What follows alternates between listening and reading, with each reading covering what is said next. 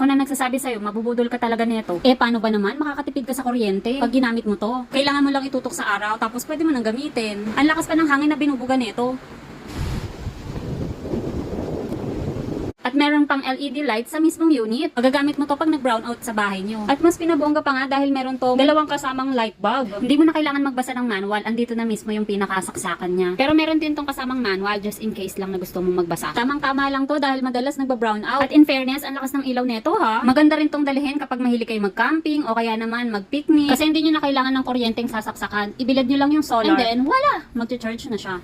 At ito pa nga ang kinagulat ko, pwede ka rin mag-charge ng phone, ang bongga ha. At pag nalobat naman yung mismong unit, pwede mo namang i-charge gamit ang solar, nakasama dito sa mismong unit.